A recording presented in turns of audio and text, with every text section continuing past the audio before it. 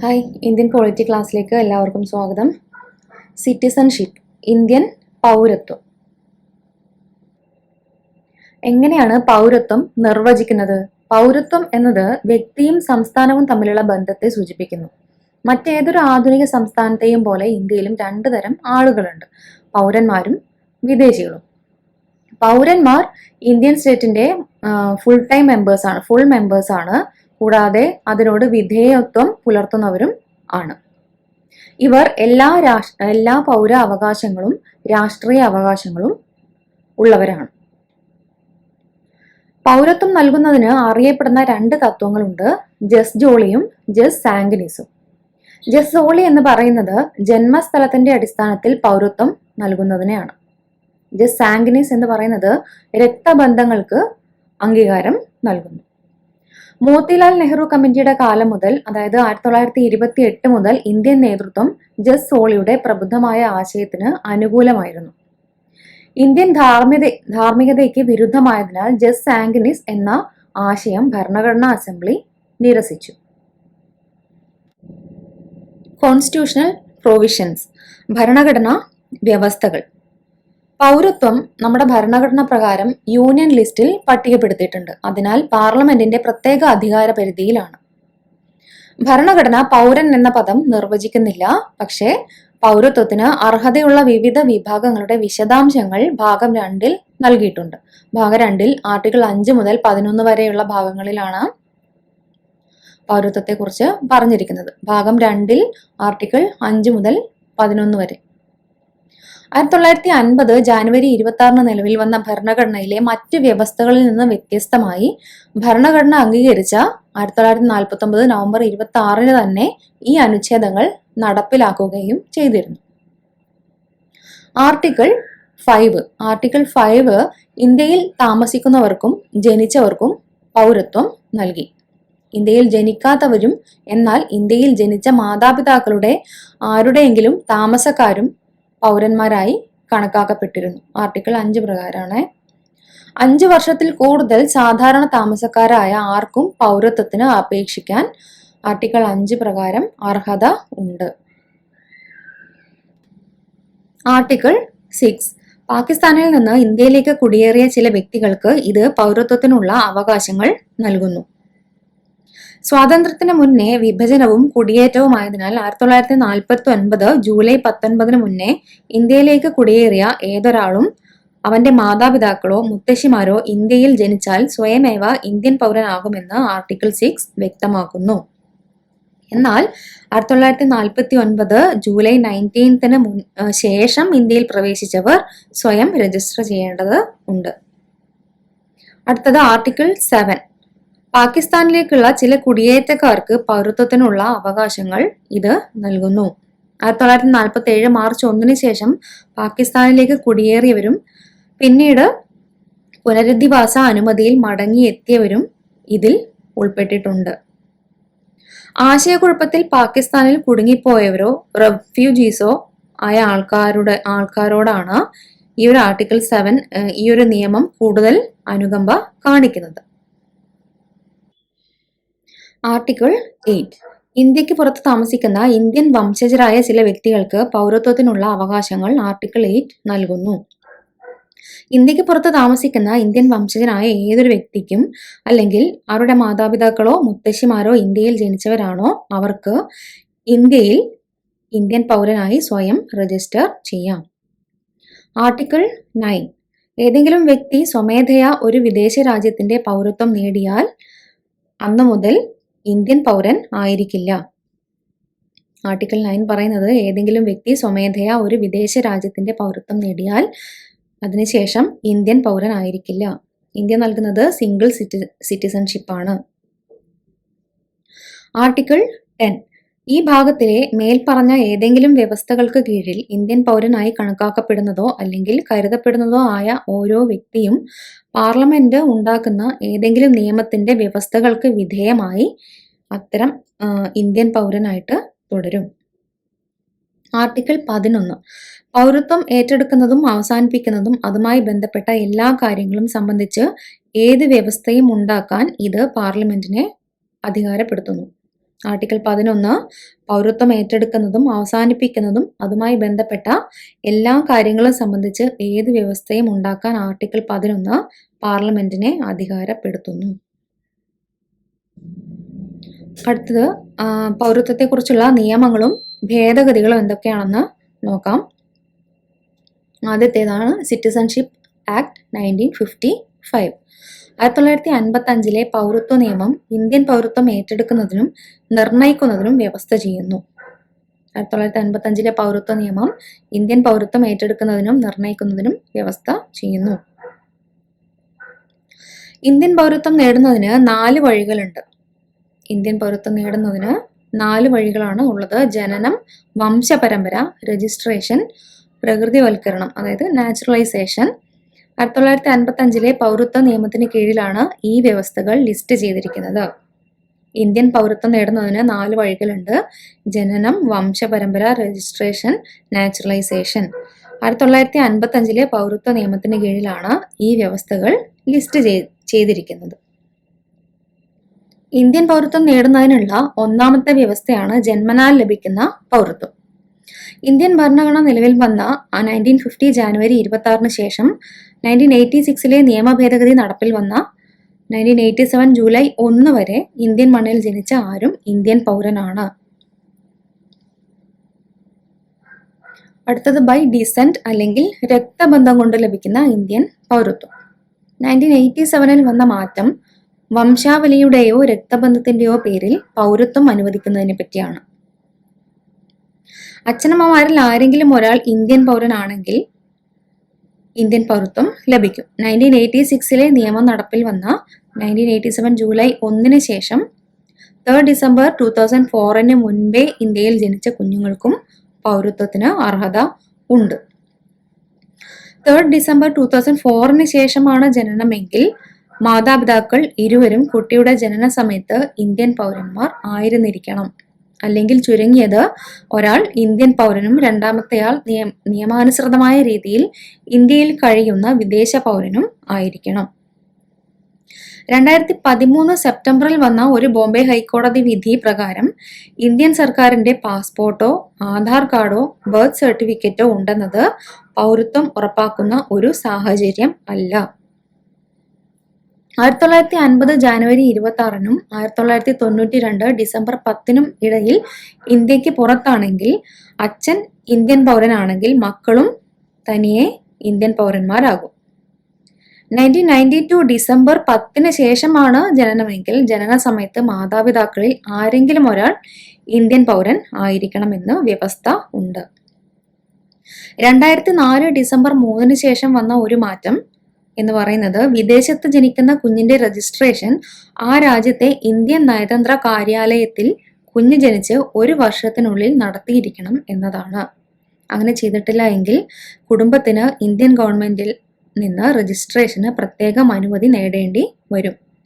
കുഞ്ഞിന് മറ്റൊരു രാജ്യത്തിന്റെയും പാസ്പോർട്ട് ഇല്ല എന്ന സത്യവാങ്മൂലത്തിന്മേൽ രജിസ്ട്രേഷന് ഫോമുകൾ നയതന്ത്ര കാര്യാലയത്തിൽ നിന്ന് ആണ് ലഭിക്കുന്നത്. അടുത്തൊരു വഴിയാണ് ബൈ രജിസ്ട്രേഷൻ.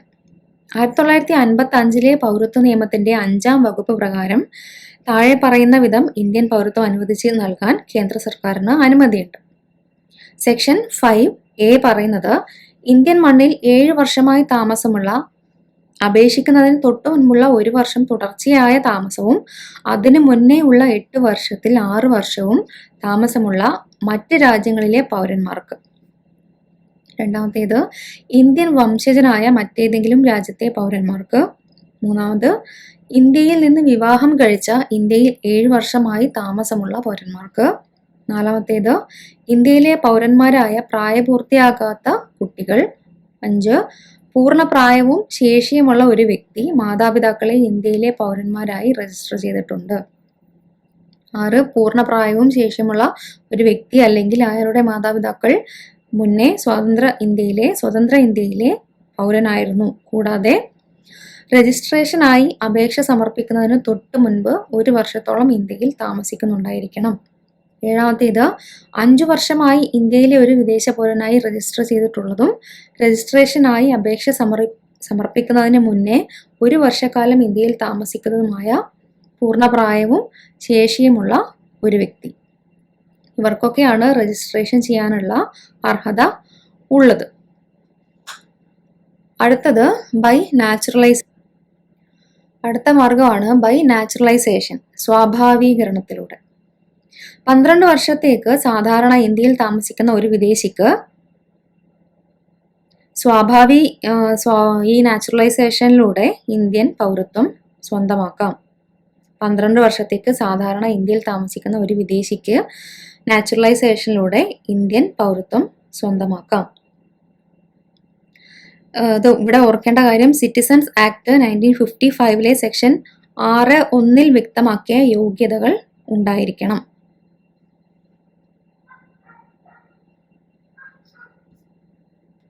അടുത്തൊരു വഴിയാണ് ബൈ ഇൻകോർപ്പറേഷൻ ഓഫ് ടെറിട്ടറി. ഇപ്പോൾ ഏതെങ്കിലും ഒരു വിദേശ രാജ്യം ഇന്ത്യയുടെ ഭാഗമായി കഴിഞ്ഞാൽ ആ വിദേശ രാജ്യത്തിലെ ആ ഭാഗത്തുള്ള ജനങ്ങൾക്ക് സ്വാഭാവികമായും ഇന്ത്യൻ പൗരത്വം ലഭിക്കുന്നതാണ്. Loss of citizenship.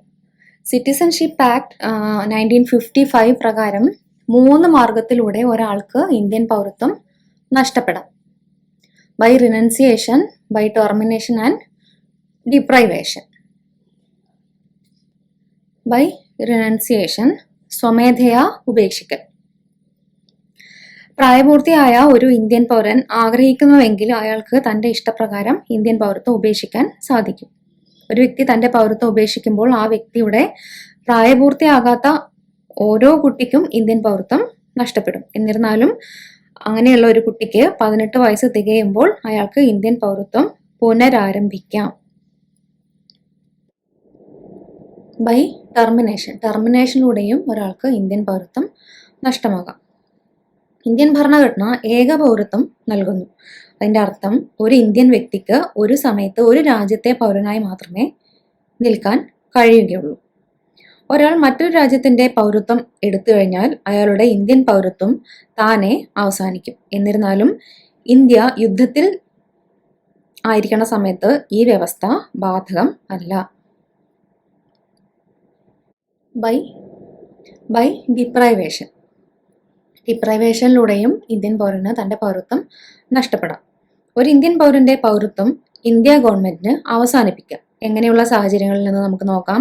പൗരൻ ഭരണഘടനയെ അനാദരിച്ചിരിക്കുന്നു എങ്കിൽ, കബളിപ്പിച്ചാണ് പൗരത്വം നേടിയതെങ്കിൽ, ഒരു യുദ്ധസമയത്ത് പൗരൻ നിയമവിരുദ്ധമായി ശത്രുക്കളുമായി വ്യാപാരം നടത്തുകയോ ആശയവിനിമയം നടത്തുകയോ ചെയ്തിട്ടുണ്ടെങ്കിൽ, കൂടാതെ പൗരൻ 7 വർഷമായി തുടർച്ചയായി ഇന്ത്യക്ക് പുറത്ത് താമസിക്കുന്നുവെങ്കിൽ ഇന്ത്യ ഗവൺമെന്റിന് ഇന്ത്യൻ പൗരന്റെ പൗരത്വം അവസാനിപ്പിക്കാം. ഇന്ത്യൻ ഭരണഘടന സിംഗിൾ സിറ്റിസൺഷിപ്പാണ് നൽകിയിരിക്കുന്നത്. 1955 പൗരത്വ നിയമം 5 തവണ ഭേദഗതി ചെയ്തിട്ടുണ്ട്. 1986, 2003, 2005, 2015, 2019 എന്നീ വർഷങ്ങളിൽ ഈ നിയമം ഭേദഗതി ചെയ്തിട്ടുണ്ട്. 1986 ഭേദഗതി എന്താണെന്ന് നോക്കാം. 1950 ജാനുവരി 26 അതിനുശേഷമോ ഇന്ത്യയിൽ ജനിച്ചവരും എന്നാൽ 1987 ജൂലൈ 1 മുൻപ് ജനിച്ചവരും ഇന്ത്യൻ പൗരന്മാരായിരിക്കുമെന്ന വ്യവസ്ഥ ഭേദഗതിയിൽ ചേർത്തിട്ടുണ്ട്. 1987 ജൂലൈ 1 ശേഷവും 2003 ഡിസംബർ 4 മുൻപും ജനിച്ചവർക്ക് ഇന്ത്യയിൽ സ്വന്തം ജനനത്തിന് പുറമെ ജനന സമയത്ത് മാതാപിതാക്കളിൽ ആരെങ്കിലും ഇന്ത്യൻ പൗരനാണെങ്കിൽ മാത്രമേ പൗരത്വം ലഭിക്കുള്ളൂ. 2003 ഭേദഗതി. ബംഗ്ലാദേശിൽ നിന്നുള്ള നുഴഞ്ഞുകയറ്റം കണക്കിലെടുത്ത് ഭേദഗതി മുകളിൽ പറഞ്ഞ വ്യവസ്ഥ കൂടുതൽ കർശനമാക്കി. അതായത് 2004 ഡിസംബർ 4 അതിനുശേഷമോ ജനിച്ചവർക്ക് അവരുടെ സ്വന്തം ജനനത്തിന് പുറമെ 2 മാതാപിതാക്കളും ഇന്ത്യൻ പൗരന്മാരായിരിക്കണം, അല്ലെങ്കിൽ ഒരു രക്ഷിതാവ് ഇന്ത്യൻ പൗരനായിരിക്കണം. മറ്റുള്ളവർ അനധികൃത കുടിയേറ്റക്കാരനാകാൻ പാടില്ല എന്നാണ് നിയമം. ഈ നിയന്ത്രിത ഭേദഗതികളോടെ ജസ് സാംഗിനിസ് അല്ലെങ്കിൽ രക്തബന്ധം എന്ന സങ്കുചിത തത്വത്തിലേക്ക് ഇന്ത്യ ഏതാണ്ട് നീങ്ങിയിരിക്കുന്നു. 7 വർഷമായി ഇന്ത്യയിൽ സ്ഥിരതാമസക്കാരനാണെങ്കിലും ഒരു അനധികൃത കുടിയേറ്റക്കാരന് പൗരത്വം അല്ലെങ്കിൽ രജിസ്ട്രേഷൻ വഴി പൗരത്വം ക്ലെയിം ചെയ്യാൻ കഴിയില്ലെന്നത് ഇത് വ്യക്തമാക്കുന്നു.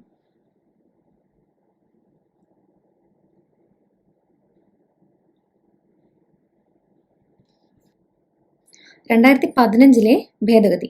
2015 പൗരത്വ ഭേദഗതി നിയമം ഓവർസീസ് സിറ്റിസൺ ഓഫ് ഇന്ത്യയെ സംബന്ധിക്കുന്ന വ്യവസ്ഥകൾ പരിഷ്കരിച്ചു. Persons of Indian origin card സ്കീമും OCI കാർഡ് സ്കീമും ലയിപ്പിച്ചുകൊണ്ട് overseas citizen of India card holder എന്ന പേരിൽ ഒരു പുതിയ പദ്ധതി അവതരിപ്പിച്ചു. സിറ്റിസൺഷിപ്പ് അമെൻമെന്റ് ആക്ട് 2019. അടുത്തിടെ പാർലമെന്റ് ഈ പൗരത്വ ഭേദഗതി ബിൽ 2019 പാസാക്കി. അതൊരു നിയമമായി മാറുന്നതിന് രാഷ്ട്രപതിയുടെ അനുമതിയും ലഭിച്ചു. 2019 പൗരത്വ ഭേദഗതി നിയമം 1955 പൗരത്വ നിയമം ഭേദഗതി ചെയ്യാൻ ശ്രമിക്കുന്നു. പൗരത്വ നിയമം 1955 പൗരത്വം നേടുന്നതിനുള്ള വിവിധ മാർഗങ്ങൾ നൽകുന്നുണ്ട്. ഏതൊക്കെയാണ് ആ വിവിധ മാർഗങ്ങൾ? 5 മാർഗങ്ങളിലൂടെ ഇന്ത്യൻ പൗരത്വം നേടാൻ സാധിക്കും. By birth, by descent, by registration, by naturalisation, പിന്നെ ഇന്ത്യയിൽ ഉൾപ്പെടുത്തിയ പ്രദേശങ്ങൾ. കൂടാതെ ഓവർസീസ് സിറ്റിസൺസ് ഇന്ത്യ കാർഡ് ഉടമകളുടെ രജിസ്ട്രേഷനും അവരുടെ അവകാശങ്ങളും ഇത് നിയന്ത്രിക്കുന്നു. ഇന്ത്യ സന്ദർശിക്കുന്നതിനുള്ള മൾട്ടിപ്പിൾ എൻട്രി, മൾട്ടിപ്പിൾ പർപ്പസ്, ആജീവനാന്ത വിസ പോലുള്ള ചില ആനുകൂല്യങ്ങൾക്ക് ഈ OCI കാർഡ് ഉടമകൾക്ക് അർഹത ഉണ്ട്. ഒരു അനധികൃത കുടിയേറ്റക്കാരൻ ഇന്ത്യൻ പൗരത്വം നേടുന്നതിൽ നിന്ന് വിലക്കപ്പെട്ടിരിക്കുന്നു. നിയമവിരുദ്ധമായി ഇന്ത്യയിൽ പ്രവേശിക്കുന്ന വിദേശിയാണ്, അതായത് വിസയും പാസ്പോർട്ടും പോലുള്ള സാധുവായ യാത്രാ രേഖകളില്ലാതെ അല്ലെങ്കിൽ നിയമപരമായി ഇന്ത്യയിൽ പ്രവേശിക്കുന്ന എന്നാൽ അവരുടെ യാത്രാരേഖകളിൽ അനുവദനീയമായ സമയപരിധിക്കപ്പുറം തുടരുന്ന ഒരു വിദേശിയാണ്. ഒരു അനധികൃത കുടിയേറ്റക്കാരനെ ഇന്ത്യയിൽ പ്രോസിക്യൂട്ട് ചെയ്യുകയോ നാടുകടത്തുകയോ ജയിലിലടക്കുകയോ ചെയ്യാം. 2015 സെപ്റ്റംബറിലും 2016 ജൂലൈയിലും അനധികൃത കുടിയേറ്റക്കാരുടെ ചില സംഘങ്ങളെ തടവിലാക്കുന്നതിൽ നിന്നും നാടുകടത്തുന്നതിൽ നിന്നും സർക്കാർ ഒഴിവാക്കി. 2014 ഡിസംബർ 31 അതിനു മുൻപോ അഫ്ഗാനിസ്ഥാൻ, ബംഗ്ലാദേശ് അല്ലെങ്കിൽ പാകിസ്ഥാൻ എന്നിവിടങ്ങളിൽ നിന്ന് ഇന്ത്യയിലേക്ക് വന്ന അനധികൃത കുടിയേറ്റക്കാരാണ് ഇവർ. ഹിന്ദു, സിഖ്, ബുദ്ധ, ജൈന, പാഴ്സി അല്ലെങ്കിൽ ക്രിസ്ത്യൻ മത വിഭാഗങ്ങളിൽപ്പെട്ടവരാണ് ഇവർ. ഈ ഭേദഗതി നിയമത്തിലെ പ്രധാന വ്യവസ്ഥകൾ എന്തൊക്കെയാണെന്ന് നോക്കാം. ഈ ഭേദഗതി നിയമത്തിലെ പ്രധാന വ്യവസ്ഥകൾ എന്താണെന്ന് നോക്കാം. അഫ്ഗാനിസ്ഥാൻ, ബംഗ്ലാദേശ്, പാകിസ്ഥാൻ എന്നിവിടങ്ങളിൽ നിന്നുള്ള ഹിന്ദുക്കൾ, സിഖുകാർ, ബുദ്ധമതക്കാർ, ജൈനർ, പാഴ്സികൾ, ക്രിസ്ത്യാനികൾ എന്നിവരെ 2014 ഡിസംബർ 31 അതിനു മുൻപോ ഇന്ത്യയിൽ പ്രവേശിച്ചവരെ അനധികൃത കുടിയേറ്റക്കാരായി കണക്കാക്കില്ലെന്ന് വ്യവസ്ഥ ചെയ്യുന്നതാണ് ഈ ബിൽ.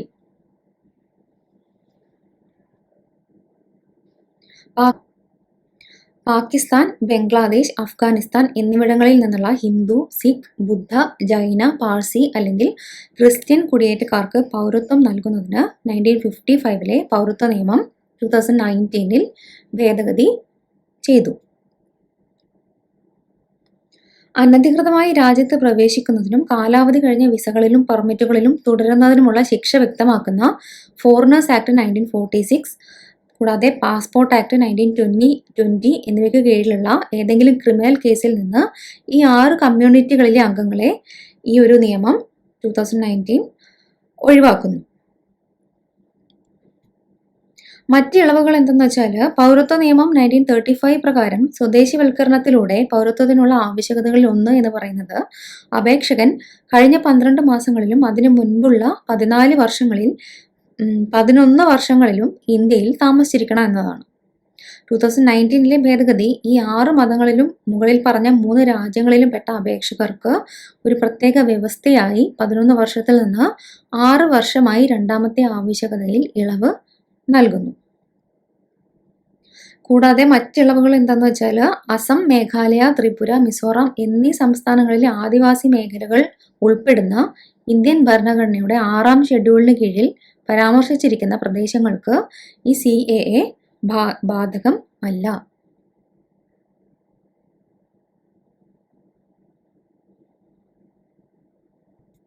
Thank you.